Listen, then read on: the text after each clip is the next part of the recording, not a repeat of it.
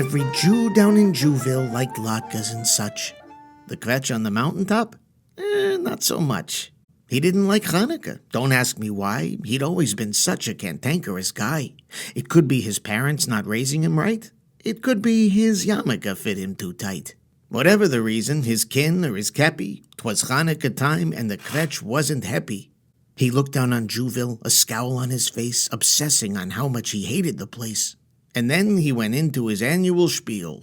Hanukkah, schmanukah, what's the big deal? So when is it this year, huh? Who can remember? Sometime in the winter or early November? And how do you spell it? There's too many ways. A word shouldn't have all those H's and K's. And dreidel, he kvetched. I mean, what kind of game? You're teaching the children to gamble? For shame. A nun you get nada, a gimel you win, a hey you get half, and I don't give a shin. But what I hate most, moaned the Kvetch, are the lights. The lights that they light every night for 8 nights. Each night with the blessings, each night a new candle. That's 7 more nights than my system can handle. It drives me sugar. Have I got no rights? I can't get to sleep with those lights. He looked down on Jewville with utter disgust. I must stop this Hanukkah coming. I must. And then an idea popped into his noodle. A way he could stop the whole kit and caboodle. A scheme so conniving and so full of gall, it might just end Hanukkah once and for all. His miserable grimace turned into a grin. He whispered triumphantly, Gimel, I win. He ran to his room with a bounce in his toes and opened his dresser of old ratty clothes. He grabbed an old schmata 2 sizes too short and yanked the thing on with a grunt and a snort. He fashioned a beard out of day-old spaghetti, threw on a fedora, and then he was ready. Once it was dark out, he started his mission. He put on his guise to avoid recognition and clambered up into his '88 Lincoln. 10 miles to the gallon? Oi, what was he thinking? The smoke billowed out as he stepped on the pedal and drove himself down to the heart of the shtetl. He parked at the house of an average Jew, opened a window, and dragged himself through. Once he was in, round the dwelling he dashed and searched for the place where the presents were stashed. He crawled into cupboards, he rifled in drawers, he peeked under beds and behind all the doors. He crept under tables, he peered under chairs, then opened the closet, the one by the stairs. Aha, the Kvetch whispered, so here's where they are, and schlepped all the gifts to the trunk of his car. Then slinking back into the kitchen he crept and reached in the icebox where dinner was kept. He pilfered the carrots, he lifted the beets, he took the tomatoes and all kinds of meats. Then out came the kugel, the kasha, the brisket. He'd have took the whole fridge if he thought he could risk it. He pulled out the herring, the whitefish, the lox, and dropped all the food in a big cardboard box. And then, feeling very much pleased with himself, he took the menorah from off of the shelf.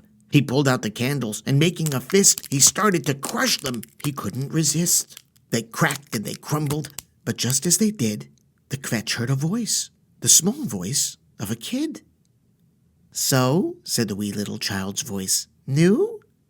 The Kvetch spun around to see Avi Lou Jew, a wee little boychick of no more than 2, who stared at the stranger and asked, Who are you? Who, me? Said the Kvetch, coming up with the story. Why, child, he said, I'm your great-uncle Maury. Come on, don't be silly. Of course you remember. I came for Yom Kippur the end of September. Then why, prodded Avi Lou, smelling a rat, why are you holding our candles like that? What, these? The Kvetch stammered. These candles are broken. I'll just take them back to my shop in Hoboken. The white ones are fine. You just need a few blue ones. I'll hurry right back with a whole box of new ones. He gave the young boychick a pat on the head, and Avi Lou warily went back to bed. The Kvetch watched the boy to make sure he was leaving, then rolled up his sleeves and got back to his thieving. He stole the potatoes, the soup from the pot, the dreidels, the matches. He took the whole lot. He poured out the last drop of tea from the kettle, and then did the same to each house in the shtetl. He cleaned out the town, and then wiping his brow, he muttered, Let's see them have Hanukkah now. He jumped in his car with a sniff and a huff and drove out of Jewville with all the Jew stuff. The very next night, the Kvetch stood on his hill and peered through the rain, keeping perfectly still. For hours and hours he lingered and lurked to see if his devious strategy worked. He looked for the least little hint of a spark, but all he could see from his window was dark. Nothing but blackness and bleakness and gloom. The whole world, it seemed, was as dark as a tomb. It worked, the Kvetch thought, the despicable vandal. You can't light a light if you don't have a candle. He sat on his tuchus, unbuckled his belt, and he downed the last piece of the chocolate gelt. And that's when he heard it. A strange little sound. The Kvetch sat up straight and he looked all around. A quieter sound than the rain's pitter-patter. A mutter, a mumble, a low chitter-chatter. He ran to the window and, squinting his eyes, he could barely make out, to his utter surprise, some movement in Jewville. The people were stirring. Then something remarkable started occurring. Each person in town, every man, every lady, each uncle and aunt, every booby and zadie, each mother and father, each sister and brother, came out of their homes just to be with each other. They brought out their prayer books, and turning the pages, they said all the blessings. They sang Rock of Ages. And that's when it happened, a break in the weather, and down shone the moon on the Jews all together. The whole world was lit by that glorious light. The Kvetch watched in awe as it pushed back the night, and slowly it dawned on him. Hannukah came. Despite all his mishigas, Hannukah came. Without a menorah or one single flame, without any latkes, it came just the same. And what happened next? Well, in Jewville, they figure, his yarmulke grew just a little bit bigger. Without all that pressure, without all that strain, the blood from his heart could get up to his brain. And that's when the Kvetch started thinking more clearly. He wasn't so kvetchy. I mean that sincerely.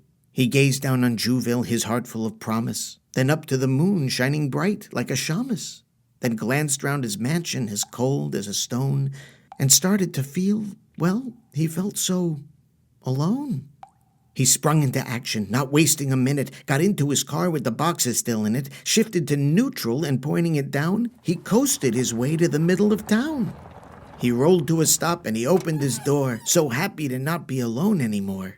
"I'm back with your things," said the Kvetch with a shout. The Jews stopped their singing and gathered about, just standing and staring with puzzled expressions at the Kvetch and his car full of all their possessions. The Kvetch stood in silence, unsure what to do, when out of the crowd toddled Avilu Jew. The little boy gave him a cynical look, then smiling he said, "Happy Hanukkah, schnook."